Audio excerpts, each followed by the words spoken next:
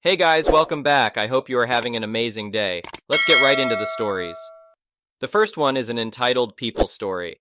When my wife passed away unexpectedly 2 years ago at the young age of 35, it felt like my whole world collapsed around me. We had been married for over a decade and had planned to grow old together and start a family. But fate had other plans. The only silver lining was that we had the foresight to take out a sizable life insurance policy on her. It provided me with some financial stability during the darkest period of my life.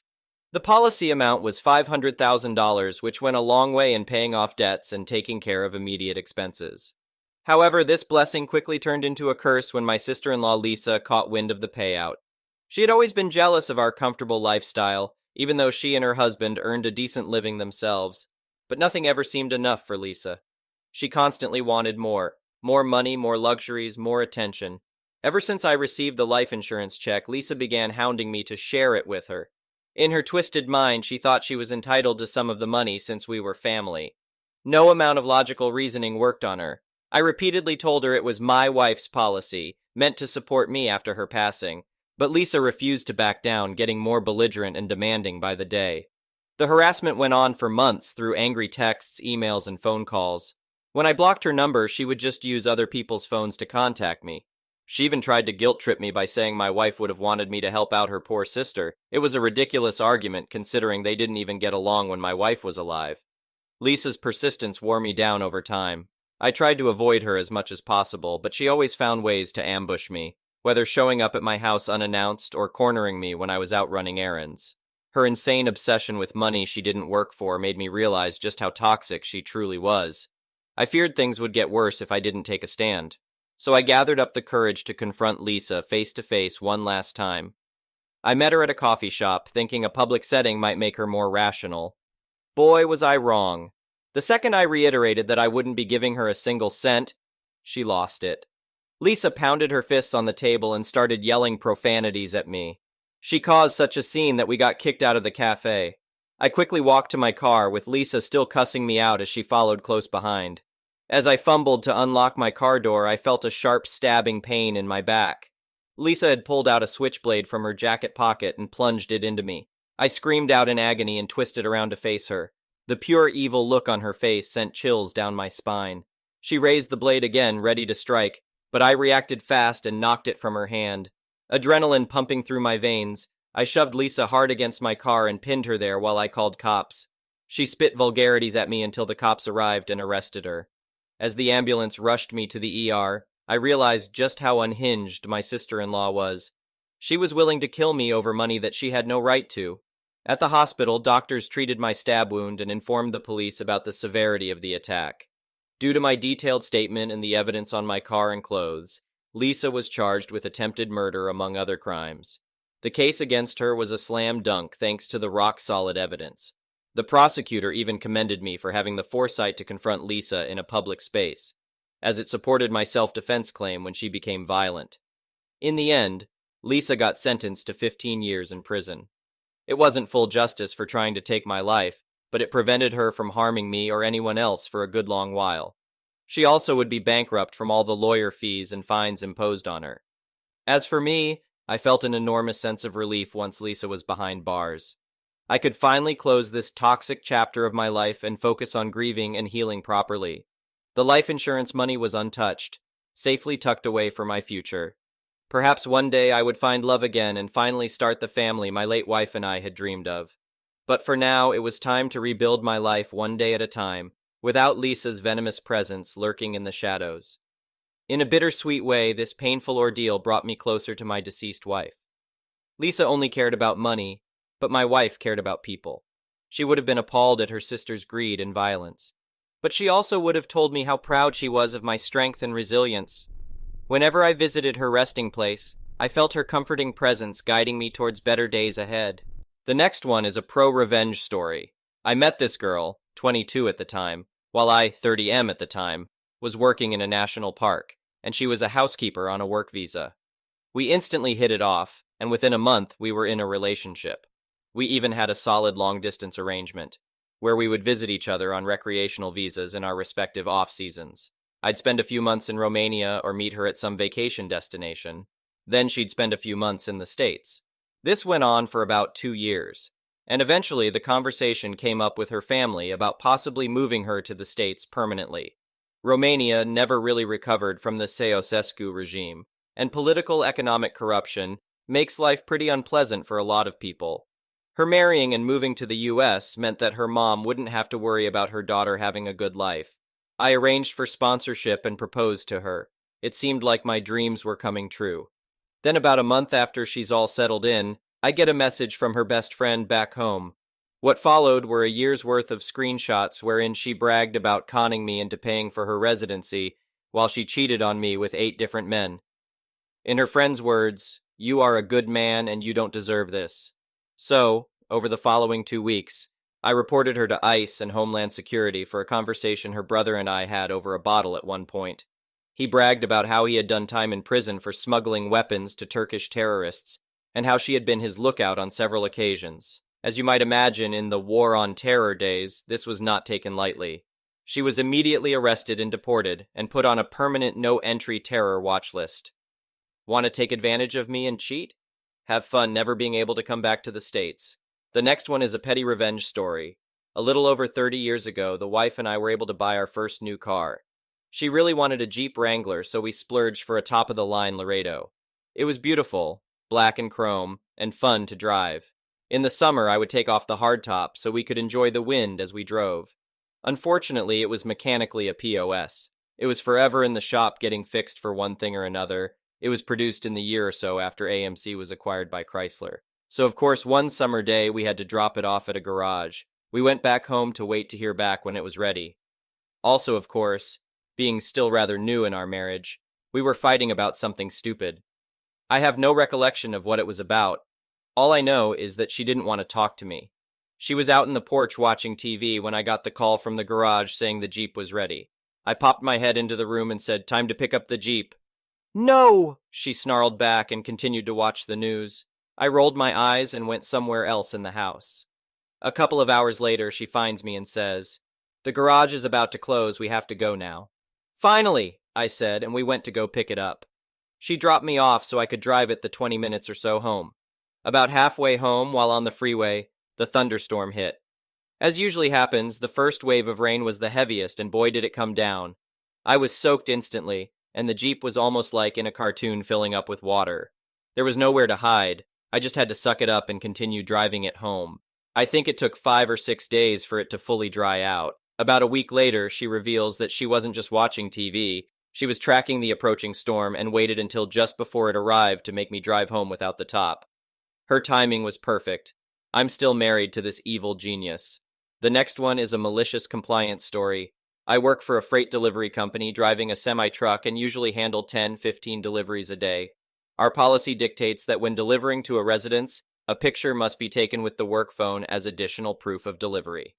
This policy has evolved, so now if the delivery receipt, DR, indicates residential, a picture must be taken, regardless of whether it's destined for a business or a house. There are many small details on a DR that can be overlooked, making this aspect crucial. Last week I had a delivery for Laura Lopez, name changed. It was destined for a construction company where Laura is an employee. The DR did not specify it as residential. I made the delivery and left without taking a picture. The next morning, my supervisor, who often clashes with me and has been trying to get rid of me, informed me, "I have a write-up for you." Confused, I asked her why. "For the Laura Lopez delivery yesterday, it was residential," she stated. I explained to her that it was a business and the DR did not label it as residential.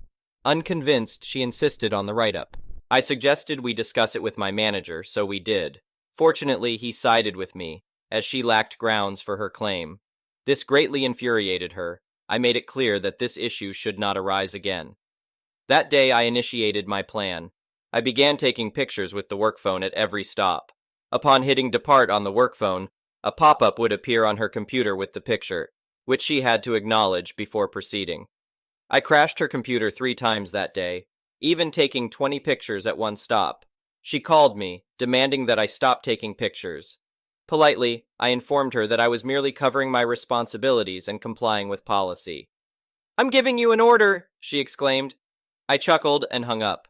Predictably, she wrote me up for it. Without arguing, I insisted we escalate the matter to my manager. Upon hearing the story, he glanced at her, tore up the write-up, and questioned, "Are you seriously reprimanding him for exceeding expectations?" She was speechless. Nonetheless, I continued taking pictures at every stop out of pettiness. The next one is an entitled People story. I have a bit of an issue with an ex-friend. I have taken out an APVO. We have the hearing in March. I'm just wanting to share this vent a little and get others' opinions on the matter. I've never had to do something like this before, and IDK where I stand. All names have been changed. I have applied for an APVO against an ex-friend and had the court date today. Ashley, not real name, chose to seek an adjournment and stated to the judge that she's wanting an APVO on me. The judge rolled her eyes and did suggest mediation. However, I don't feel comfortable with that as I know it won't help the situation. Ashley stated, "I don't want her in my life and I want an AVO on her." The judge ignored this. Background information. Ashley's cat went missing around the 20th of September, 2023. I had gone out looking for her cat with her numerous times between the 27th of September 2023. And while being disabled, I still trekked through paddocks and put off my own stuff to try and find her cat.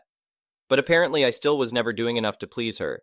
Ashley has BPD and has a history of violent behavior, court documented as well. During the process of searching for her cat, Ashley told me that her cat had a tile tracking tag. However, the tile tracker only picks up to a 400M range. I spoke with my fiancé, Sam, on the 26th of September 2023, and he stated he was happy to look for his drone to hopefully help find Ashley's cat. I told Ashley about this on the same day. The morning of the 27th of September 2023, Ashley called me around 9 a.m. and said she still hadn't found her cat and asked about the drone again.